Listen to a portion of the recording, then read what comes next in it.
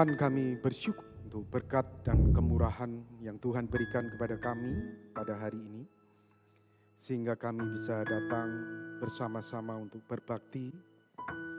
Dan biarkanlah Tuhan melalui puji-pujian Engkau melawat hidup kami.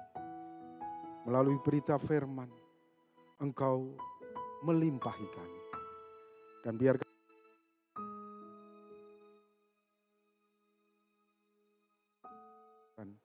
di dalam Engkau. Di dalam nama Tuhan Yesus Kristus kami berdoa. Amin. Shalom.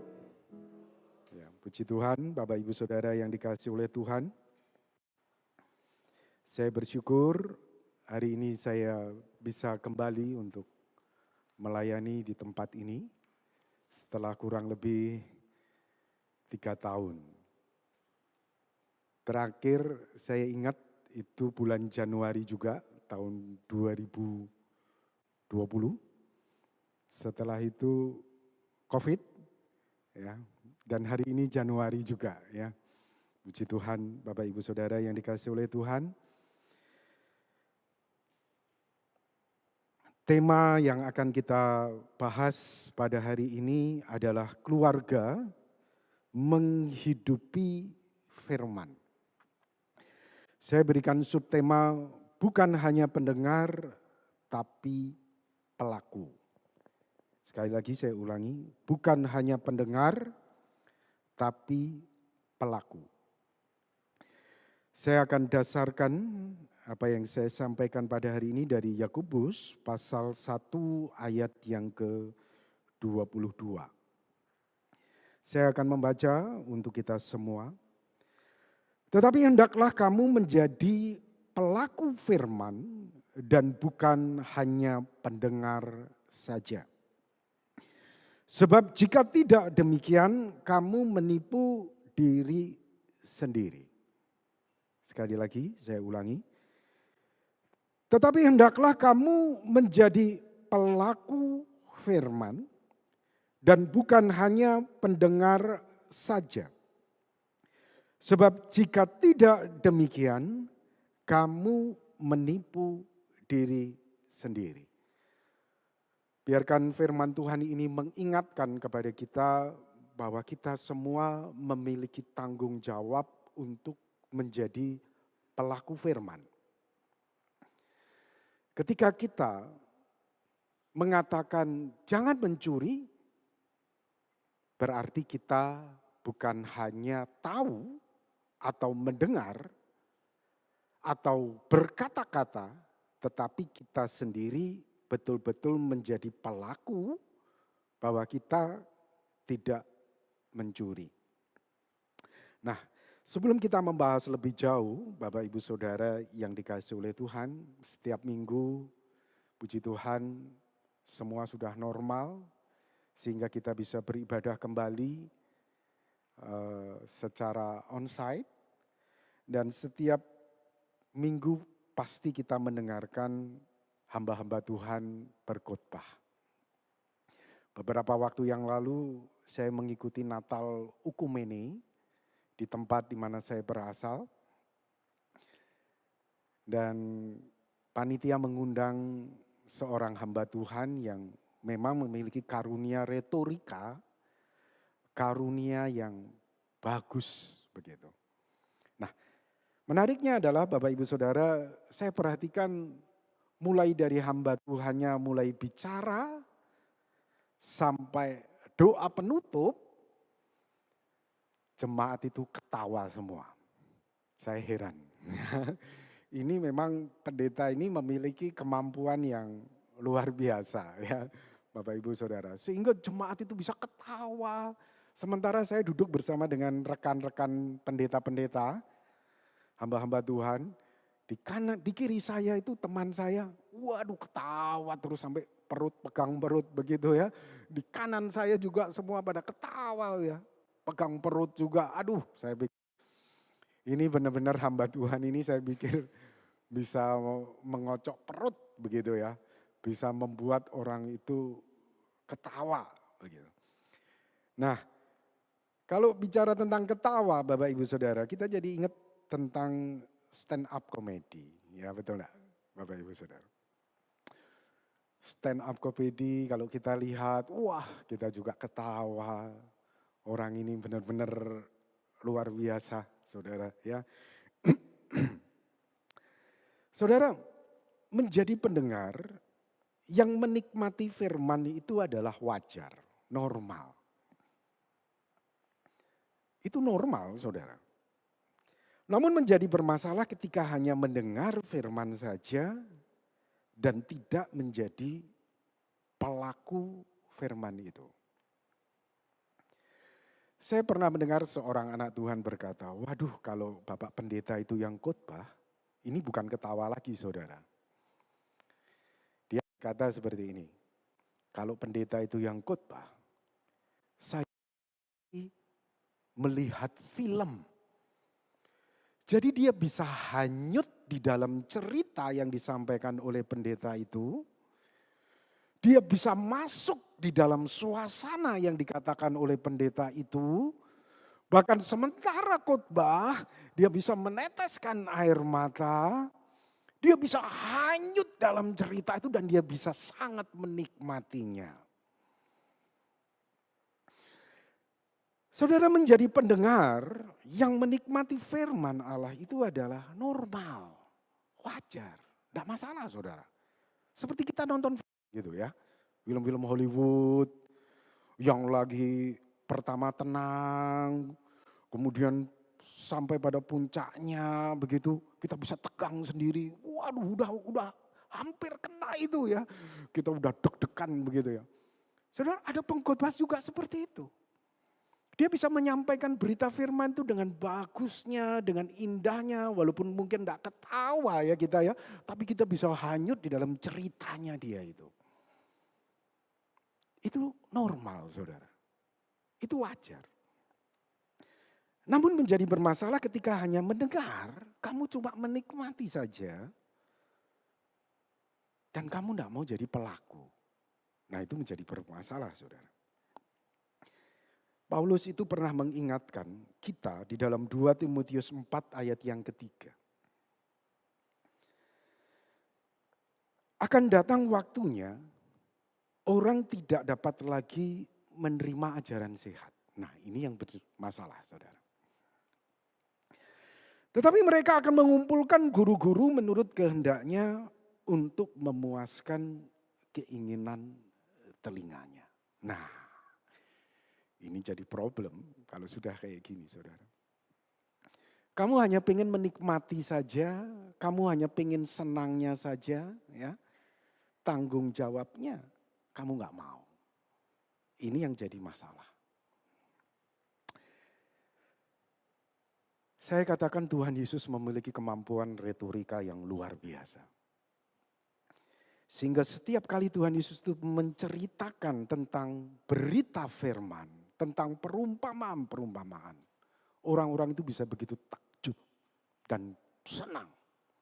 Sehingga pengikutnya itu datang banyak mengikut Tuhan Yesus karena memang kisah-kisah yang disampaikan begitu sangat menarik dan orang yang mendengarkannya bisa menikmati yang disampaikan oleh Tuhan Yesus. Namun Bapak Ibu Saudara perlu tahu bahwa satu waktu Tuhan Yesus bicara tentang pengajaran yang keras. Dan kita lihat bagaimana respon orang-orang yang tadi menikmati kisah-kisah yang indah, perumpamaan-perumpamaan yang indah. Begitu Tuhan Yesus ambil momen bicara yang keras, yang tidak menyenangkan telinga, dan tidak menyenangkan di dalam hati, Bapak Ibu Saudara. Kita lihat di dalam Yohanes pasal 6 ayat 60. Saya akan membaca untuk kita semua. Sesudah mendengar semuanya itu banyak dari murid-murid Yesus yang berkata, perkataan ini keras. Siapa yang sanggup mendengarkannya? Yang tadinya mungkin ya kalau zaman sekarang ketawa-ketawa, Awalnya itu senang, wow kayak nonton film ya. Kalau dengar Tuhan Yesus itu ngomong. Sekarang Tuhan Yesus bicara keras, saudara. Mulai murid-murid berkata, perkataan ini keras, siapa yang sanggup mendengarkannya? Yesus yang di dalam hatinya tahu bahwa murid-muridnya bersungut-sungut tentang hal itu. Berkata kepada mereka, adakah perkataan itu menggoncang imanmu? Mulai dari waktu itu, banyak murid-muridnya mengundurkan diri dan tidak lagi mengikut dia. Saudara, tanpa kita sadari, seringkali kita ini seperti murid-murid Tuhan Yesus. Kita mau hanya penikmat saja, tapi kita tidak mau tanggung jawabnya. Kita mau ketawanya saja, tapi kita tidak mau jadi pelaku firman itu. Sehingga makanan rohani ketika mulai keras, saudara, waduh kita mulai, wah tidak baik itu, tidak bagus itu. Ya saudara. Dan akhirnya tidak sedikit mengundurkan diri dan tidak lagi menjadi pengikut Tuhan Yesus. Nah Bapak Ibu Saudara yang dikasihi oleh Tuhan, saya secara pribadi melihat ada beberapa kendala. Mengapa kita itu sulit untuk menjadi pelaku dari firman. Nah ini saya kira akan membantu kita untuk menolong kita bisa menjadi pelaku firman. Yang pertama, ini kendala kita untuk menjadi pelaku firman ya, adalah alami kerugian. Aku rugi nih. Kalau kita baca di dalam Mazmur 15 ayat 1 sampai ayat 2 dan kemudian lanjut ayat 4, saya akan membaca untuk kita semua. Mazmur Daud, Tuhan, siapakah yang boleh menumpang dalam kemahmu? Siapakah yang boleh diam di gunungmu yang kudus? Yaitu dia yang berlaku tidak bercela, yang melakukan apa yang adil, dan yang mengatakan kebenaran dengan segenap hati.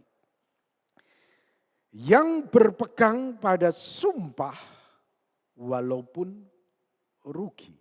Nah ini Bapak Ibu Saudara. Yang berpegang pada sumpah walaupun rugi. Seringkali yang menjadi halangan kita untuk menjadi pelaku firman itu, kita tidak mau rugi.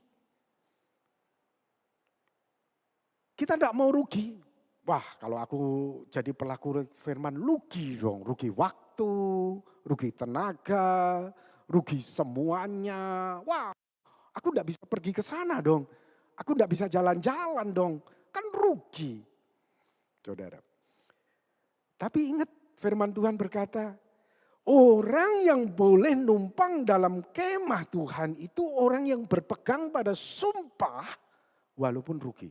Kamu sudah ngomong dulu itu, kamu sudah komitmen dulu itu, dan kamu sudah lihat ada kerugian di depan matamu.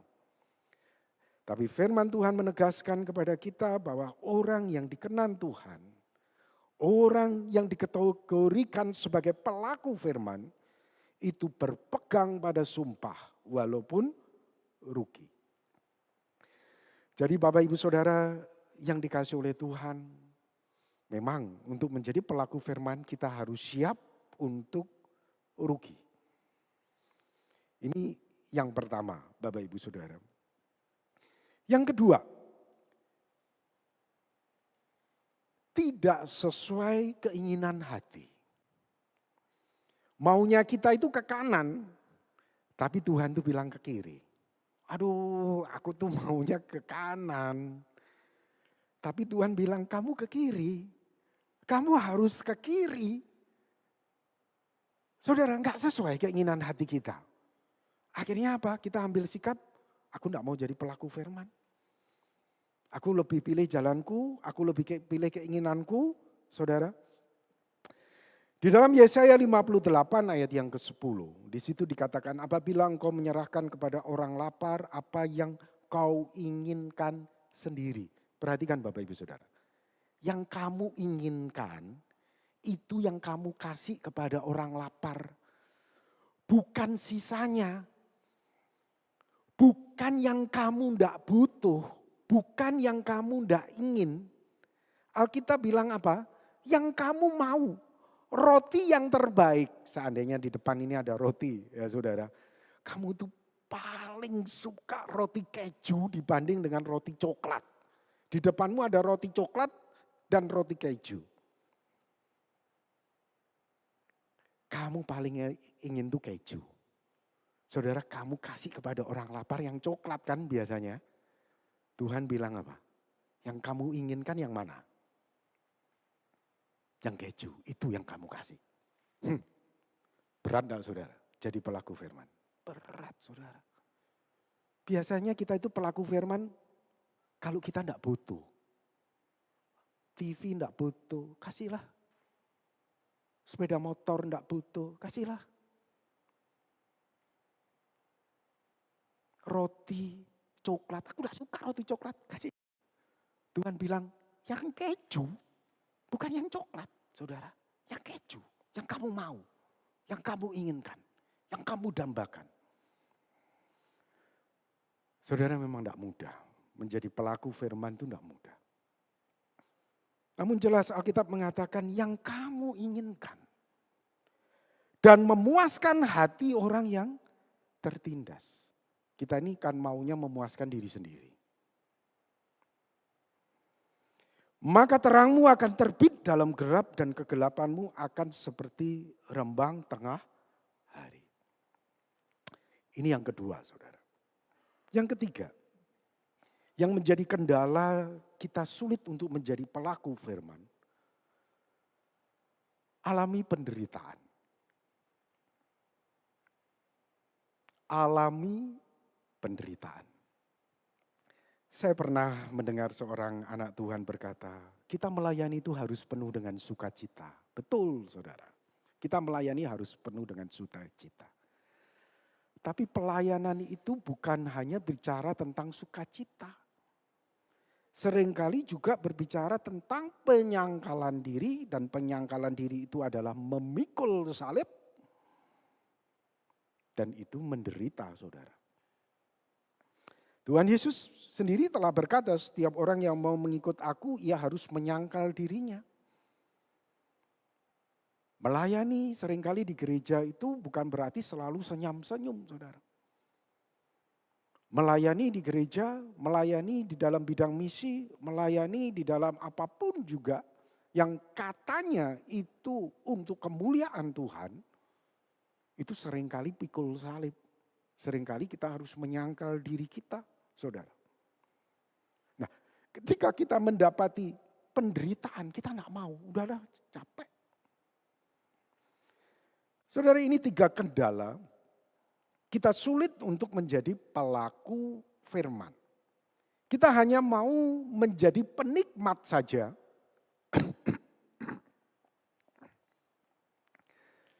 Ini agak, ya oke, terima kasih.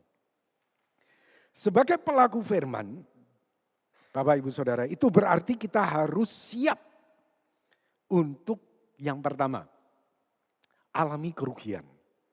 Sesuai dengan komitmen kita, sesuai dengan sumpah kita. Ya. Yang kedua, mengerjakan sesuatu yang tidak mau kita mau. Tidak mau kita itu sebetulnya. Tetapi demi untuk Tuhan, demi untuk kemuliaan Tuhan, kita mau kerjakan itu saudara. Yang ketiga, alami penderitaan. Demi apa itu? Demi menyenangkan hati Tuhan. Wow, memang sulit ya saudara. Nampaknya kok susah banget sih Pak Robi, alami kerugian, mengerjakan sesuatu yang tidak kita inginkan, alami penderitaan demi menyenangkan Tuhan. Tapi Bapak Ibu Saudara yang dikasihi oleh Tuhan, tanpa kita sadari kita itu sudah sering kali loh melakukan ini. Siap rugi, siap melakukan yang kita tidak inginkan, kita mengalami penderitaan. Tanpa kita sadari kita seringkali sudah lakukan itu. Untuk siapa? Untuk orang tua kita. Untuk anak-anak kita. Nah sekarang kita lakukan itu untuk siapa? Untuk Tuhan yang tidak kelihatan itu tadi.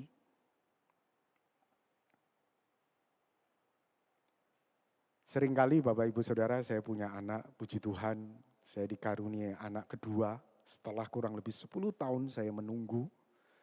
Jadi anak pertama saya usia tahun ini berarti 15 saudara. Yang pertama, yang kedua berarti tahun ini 5 tahun. Nah seringkali setelah saya melakukan aktivitas saya pulang ke rumah, saya capek. Anak saya yang 5 tahun ini datang kepada saya, papa, ayo main Pak. Padahal saudara saya itu pengen baring saudara. Saya itu capek banget. Tetapi karena saya itu sering pikir, saya itu tidak mau mengecewakan dia. Saya pengen menghibur dia. Saya mikirnya itu nanti kalau sudah gede, saya tidak bisa main lagi. Jadi saya harus pakai kesempatan waktu kecil ini untuk main sama dia. Saya mikirnya gitu saudara. Walaupun saya itu capek saudara. Udah saya turutin. Dia atur begitu ya. Papa lari ya dari sana, nanti saya ke sini. Saudara saya itu capek sebetulnya. Tapi demi anak saya seringkali saya turutin dia. Oke saya ikutin dia saudara. Saya mau walaupun sebetulnya saya itu capek. Kadang saya juga jengkel sama dia. Tapi saya mau lakukan itu untuk anak. Saudara tanpa kita sadari kita lakukan itu. Kepada orang tua kita, kepada anak kita. Sekarang kita lakukan itu untuk Tuhan. Tuhan yang tidak kelihatan. Melalui gereja, melalui pelayanan lingkungan di mana kita tinggal saudara.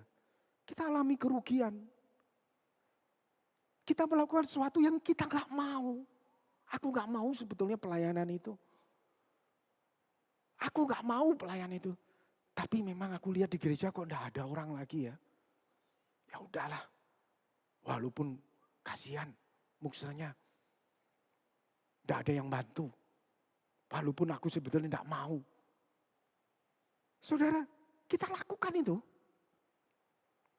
Kita lakukan untuk Tuhan, saudara. Kita siap juga untuk menderita. 3 poin yang nampaknya tidak menyenangkan ini saudara. Itu kita bisa lihat tersimpul dari satu ayat. Yang merupakan salah satu perkataan Tuhan Yesus. Di dalam Matius 5 ayat 39. Tuhan Yesus berkata, tetapi aku berkata kepadamu, janganlah kamu melawan orang yang berbuat jahat kepadamu. Melainkan siapa yang menampar pipi kananmu, berilah juga kepadanya pipi kirimu. Saudara siapa yang mau? Ini perkataan Tuhan Yesus saudara. Ini rugi, ini tidak yang kita mau ya saudara, menderita lagi. Semua 3 poin ada di sini saudara. Mungkin kita berkata, waduh Pak Robi, jadi anak Tuhan itu sial banget sih. Betul gak? Jadi anak Tuhan itu kok sial banget sih. Saudara, kalau kita belajar dari apa yang dikatakan oleh Paulus. Di dalam Filipi pasal 3 ayat 7 sampai 8. Tetapi apa yang dahulu merupakan keuntungan bagiku. Kata Paulus, sekarang kuanggap rugi karena Kristus. Malahan segala sesuatu kuanggap rugi karena pengenalan akan Kristus Yesus.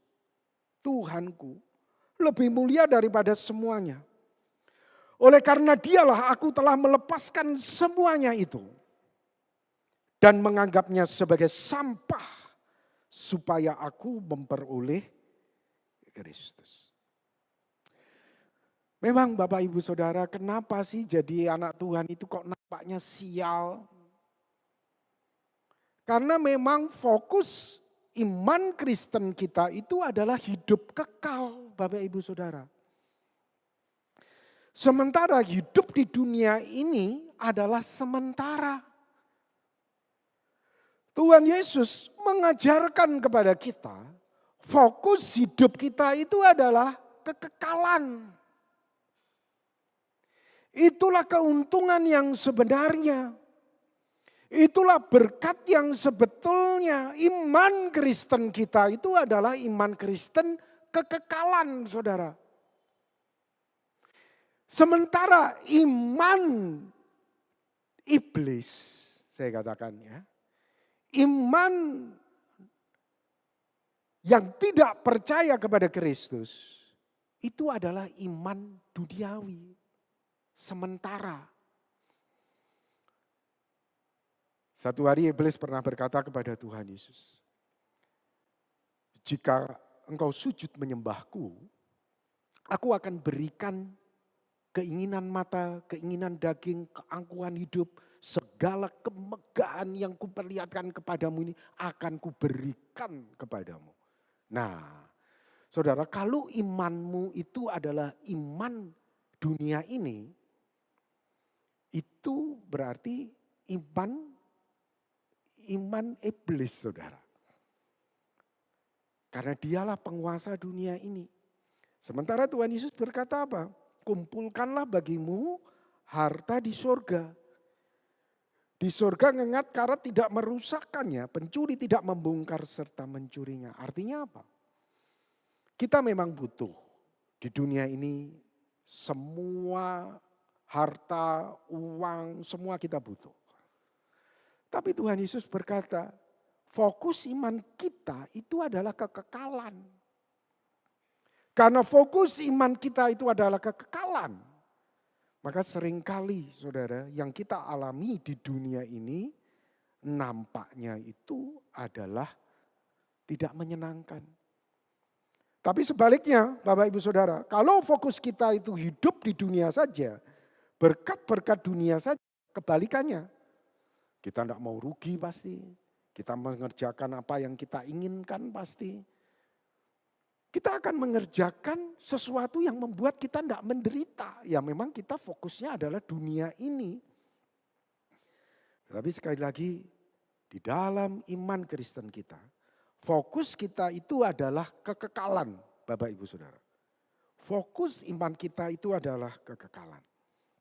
Nah sekarang kita balik lagi kepada Yakobus 1 ayat 22. Tetapi hendaklah kamu menjadi pelaku firman dan bukan hanya pendengar saja. Jadi Bapak Ibu Saudara, engkau harus siap untuk rugi. Engkau harus siap untuk mengerjakan sesuatu yang kamu gak mau. Demi Tuhan. Kamu kasih roti yang paling kamu mau. Kamu kasih itu justru bukan roti yang kamu gak mau. Roti yang paling kamu inginkan itu kamu kasih. Kamu harus siap untuk menderita. Wah Pak Robi ngomongnya enak ya. Ya betul Bapak Ibu Saudara. Saya ngomongnya enak. Jadi pelakunya itu memang berat. Saya sendiri juga belajar untuk jadi pelaku.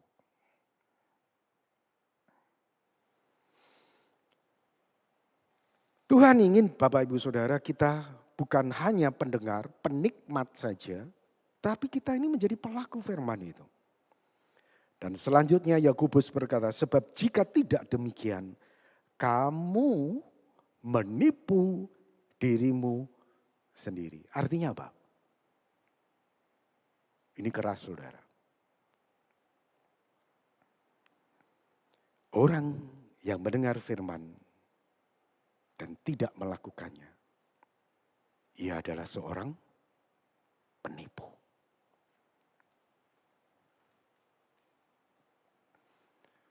Kamu di gereja ketawa-ketawa. Kamu di gereja menikmati firman, wow keren ya. Yang nyampaikan firman, wow hebat.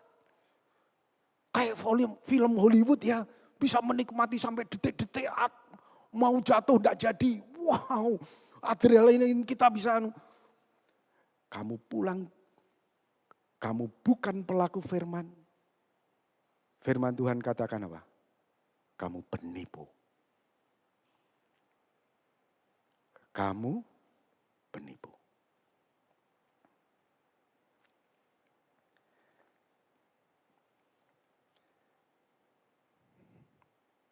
Saudara, seorang penipu di sini adalah tahu yang baik.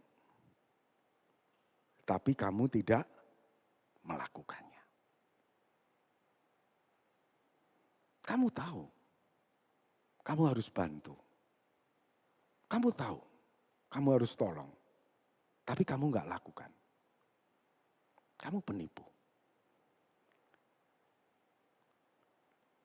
Yakobus 4 ayat 17, jadi jika seorang tahu bagaimana ia harus berbuat baik, tetapi ia tidak melakukannya, ia penipu. Ia berdosa. Iblis adalah bapak segala penipu, saudara. Iblislah kata Tuhan Yesus kepada orang-orang Yahudi pada waktu itu, yang menjadi bapakmu. Kamu ingin melakukan keinginan-keinginan bapakmu. Padahal orang-orang Yahudi nampaknya ibadahnya di Yerusalem begitu sangat luar biasa ya. Melakukan ritual keagamaannya dengan begitu sangat ketat sekali. Tapi Tuhan Yesus, kamu itu penipu. Sama seperti iblis bapakmu itu. Jadi ketika seseorang, saudara, mendengar firman, namun tidak melakukan, itu berarti meneladani iblis. Hari ini firmannya keras. Saudara, kebetulan saya dapat temanya ini. Ya. Tapi Tuhan sayang kepada kita semua. Amin. Tuhan cinta kepada kita semua. Bapak Ibu Saudara. Jadi ketika seseorang itu mendengar firman, tahu yang baik namun tidak melakukannya, itu berarti ia telah meneladani iblis. Saya pernah mendengar seorang hamba Tuhan. Dia berkata, jangan ini, jangan itu, jangan ini. Tapi saya sendiri secara pribadi melihat dia sendiri melakukannya. Yang dia larang. Sedih enggak saudara? Ada anak Tuhan bisa seperti itu. Waduh Pak Robi, benar-benar jadi anak Tuhan tuh sial ya. Nampaknya. Tapi sekali lagi Bapak Ibu Saudara, fokus kita itu adalah hidup kekal. Tuhan sudah ngomong. Fokus kita itu kekal. Hidup kita di dunia ini cuma sementara. Tapi Pak Robi, kalau begitu apa untungnya aku tuh menjadi pelaku firman? Apa untungnya? Nah, untungnya ini saudara. Tentunya kita mau untung karena natur kita itu juga cari untung. Cari untung itu bukan dosa saudara, bukan. Itu natur. Natur kita juga. Untungnya apa?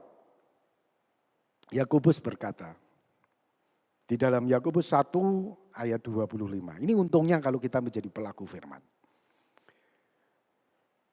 Intinya adalah Allah membuat berhasil setiap apa yang kita kerjakan.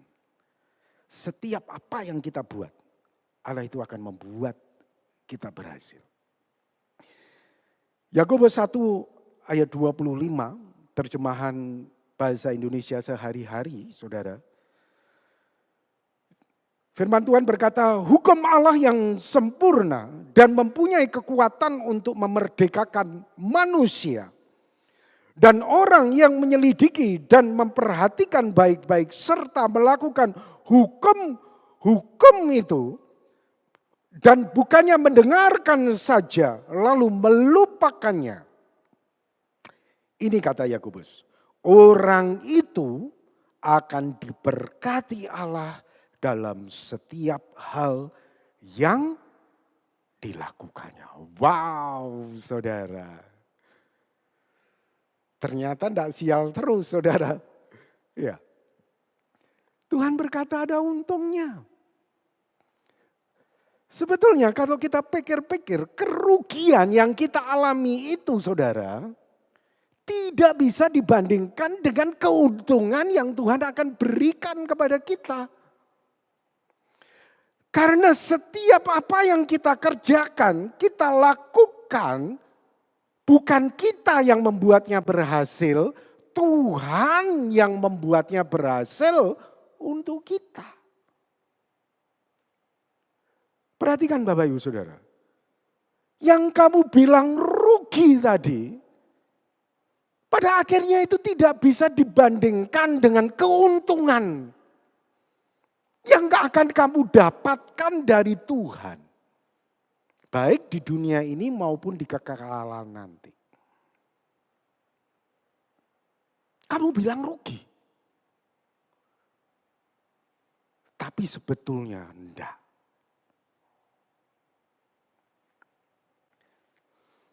Saudara, kalau saya di daerah, seringkali saya cari barang.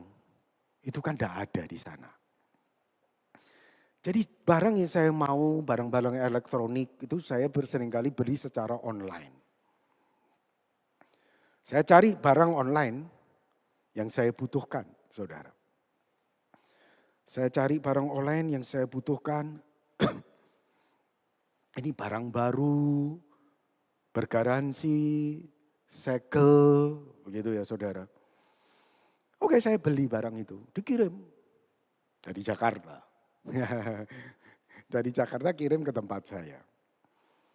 Begitu saya buka, saudara, pada waktu itu saya masih belum tahu ya saudara, cara balikin barang kalau komplain kayak bagaimana, saya masih belum tahu. Sekarang saya sudah tahu.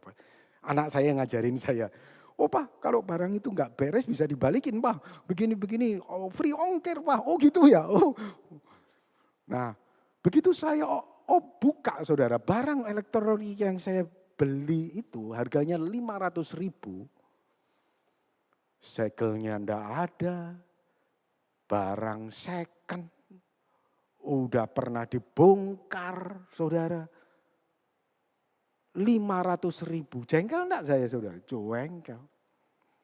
Ini pedagang nakal, tahu yang beli di daerah dikasih barang yang jelek, saya pikir gitu kan. Saudara, kira-kira otak pedagang ini gimana? Dia enggak mau rugi kan? Dia tahu ini barang rusak, 500.000. Dibalikin ke distributor mungkin enggak bisa. Dia rugi 500.000. Tapi ini ada pembeli dari daerah. Kalau mau balikin kayaknya juga susah. Sengaja kirim yang jelek, ini perkiraan saya. Karena saya dapat barang enggak baru, ya second saudara, udah pernah dibongkar saya perhatikan barang itu. Tapi bisa jalan sih. Tapi dia kan ini enggak beres saudara, betul enggak? Enggak sesuai janji. Selain itu barangnya itu suka ngehang sendiri gitu, memang kayaknya sudah pernah diservis begitu saudara. Nah setelah saya pikir-pikir orang ini, kalau aku berharap orang ini bukan orang Kristen aja. Ya. Karena apa? Nampaknya dia enggak mau rugi 500.000 itu. Dia pengen barang rusak ini terlempar. Akhirnya saya terima barang rusak saudara. Saya enggak bisa apa-apa lagi ya. Waktu itu saya belum tahu cara balikin barang yang rusak ya saudara. Jadi saya terima itu. Tapi saya mikir, kalau Tuhan marah sama dia, mungkin kamu untung 500.000. Tapi rugimu lebih besar lagi. Kenapa? Mungkin Tuhan izinkan kamu ada sakit kanker kali. Pengobatannya bukan 500.000 lagi. bisa nilainya lebih dari asuransi yang kamu tanamkan. Bisa juga tidak di-cover oleh asuransi. Padahal kamu untungnya tadi, untung 500.000. Wow, dapat 500.000. Tapi Tuhan izinkan ada sakit buat kamu yang nilainya bukan 500.000 lagi. Mending saya katakan, kamu rugi 500.000. Tapi kamu tidak sakit apa-apa, betul enggak? Kehilangan barang yang seharusnya memang kamu buang yang tidak kamu kasih buat pembeli. Ya udahlah 500.000 ini sudah resiko jadi bisnismen. Rugi ya sudahlah demi customer. Tapi Tuhan lihat kamu, ketulusanmu. Ketika ada kanker, ada di dalam dirimu, Tuhan bilang, oh enggak jadilah. Anak ini baik kok. Dia siap rugi 500.000. Aku kasih untung aja. Berkatnya lebih banyak, dapatnya lebih baik. Saya jadi kasih komen kan, komen yang bagus. Dengan gitu saya jadi kasih komen, apa Bapak Ibu, saya harus hati-hati kan buat pembeli yang lain kan. Saya kasih komen hati-hati nih pembeli, dia kasih second. Saya kasih bukti-buktinya. Saya kasih ada bongkarannya. Akhirnya gimana tokonya dia? Orang mau beli sama tokonya dia online juga ragu jadi. Karena memang dia kasihnya, dia juga tidak komplain kepada saya kasih bintang 1. Karena apa? Dia tahu dia kasih barang gak beres Bapak Ibu Saudara.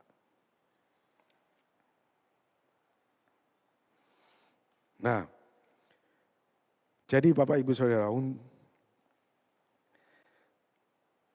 sebetulnya kalau kita pikir-pikir, ya, kerugian yang kita alami itu enggak bisa dibandingkan dengan berkat yang Tuhan itu beri kepada kita.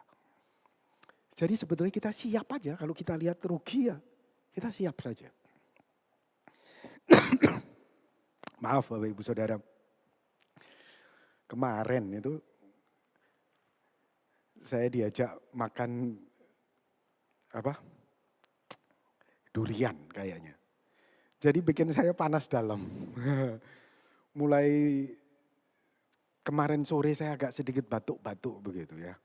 Jadi sedikit batuk, tapi saya percaya ini bukan COVID Saudara. Mulai tadi sore, sebab siangnya itu saya diajak makan durian. Kemudian saya pikir kenapa ya saya sorenya itu bisa sedikit batuk-batuk ya. Oh saya pikir, tadi saya ini kan sebetulnya jarang makan durian Saudara. Saya makan durian jadi kayak ada panas dalam begitu ya. Nah kita balik lagi ya Saudara. Mazmur 34 ayat 20. Kemalangan orang benar itu banyak. Karena dia siap rugi kan. Tetapi Tuhan melepaskan dia dari semuanya itu. Wow, luar biasa Saudara. Yusuf mengalami kemalangan sebagai budak. Tapi firman Tuhan katakan Tuhan menyertai Yusuf. Sebagai budak dia diberkati. Sebagai budak yang sukses. Yusuf mengalami kesialan, dia harus menanggung kejahatan yang dia tidak lakukan. Dia masuk di dalam penjara menjadi narapidana. Namun menariknya adalah Saudara, Tuhan menyertai Yusuf sebagai narapidana yang sukses. Ini sial terus ini ya Saudara. Tapi sebetulnya kerugian, kesialan yang dialami oleh Yusuf itu tidak bisa dibandingkan dengan berkat yang Yusuf terima pada akhirnya. Di dalam Mazmur 5 ayat 17 sampai 21. Yusuf yang dijual menjadi budak. Mereka mengimpit kakinya dengan belenggu. Lehernya masuk ke dalam besi. Sampai saat firman-Nya sudah genap dan janji Tuhan membenarkannya. Raja menyuruh melepaskannya. Penguasa bangsa-bangsa membebaskannya. Dijadikannya dia tuan atas istananya dan kuasa atas segala harta kepunyaannya. Sebetulnya kalau kita lihat-lihat, tidak rugi saudara. Kalau kamu kasih roti yang kamu paling pinginkan tadi, roti keju tadi. Nampaknya memang rugi saat itu, kamu rugi. Yang kamu mau, kamu kasihkan. Kamu rugi. Saat itu rugi saudara. Tapi Tuhan itu belum selesai. Nanti selesainya saudara, hasil akhirnya kamu akan lihat. Siapa yang janji? Alkitab yang berkata saudara. Alkitab yang janji. Jadi intinya sebetulnya kita harus siap rugi. Amin. Karena sebetulnya keuntungannya gede saudara.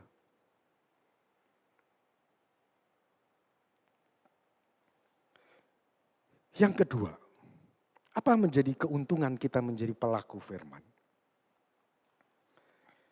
Allah memberi damai sejahtera dalam setiap keadaan kita. Wow, saudara. Entah kita lagi di atas, ada damai. Entah kita lagi di bawah, ada damai sejahtera. Wow, saudara. Yesaya 26 ayat yang ketiga, yang hatinya teguh, kau jagai dengan damai sejahtera, sebab kepadamulah ia percaya. Wow, saudara. Karena kita adalah pelaku firman. Apapun yang terjadi di dalam hidup kita, ada damai, ada ketenangan, ada sukacita yang Tuhan berikan kepada kita. Mazmur 23 ayat 3 sampai 4. Daud berkata, "Ya Tuhan menyegarkan jiwaku. Ia menuntun aku di jalan yang benar oleh karena namanya. Sekalipun aku berjalan dalam lembah kekelaman, aku tidak takut bahaya. Sekalipun aku berjalan dalam lembah kekelaman, aku ada di tempat yang bawah ini, aku tidak takut bahaya. Sebab Tuhan besertaku. Gadamu dan togatmu, itulah yang menghibur aku." Dalam segala keadaan Bapak Ibu Saudara, ada sukacita, ada bahagia, ada ketenangan yang Tuhan berikan kepada kita. Karena apa? Kita ini pelaku firman saudara. Karena apa? Kita siap rugi. Kita siap melakukan yang kita nggak mau. Kita nggak mau itu. Tapi kita lakukan itu saudara.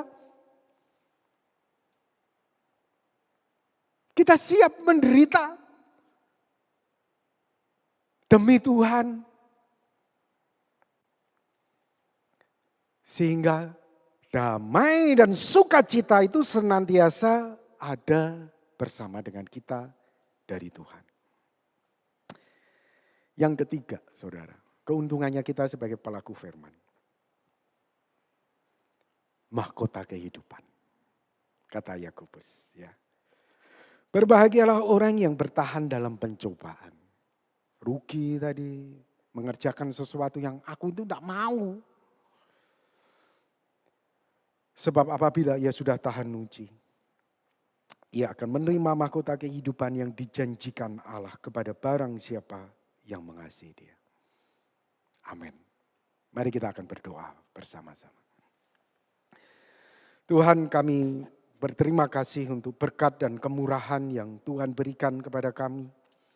Sehingga pada pagi hari ini kami bisa belajar berita firman-Mu. Tolonglah kami ya Tuhan untuk kami siap menjadi pelaku firman-Mu. Tolonglah kami ya Tuhan untuk kami siap rugi. Kami siap mengerjakan yang kami tidak mau. Kami siap juga memikul salib kami. Karena kami tahu Tuhan, berkat-Mu itu tidak bisa dibandingkan dengan apa yang kami alami di dunia ini. Tuhan berkatilah jemaat-Mu dan biarkan iman mereka bertumbuh di dalam Engkau. Di dalam nama Tuhan Yesus Kristus kami berdoa. Amin.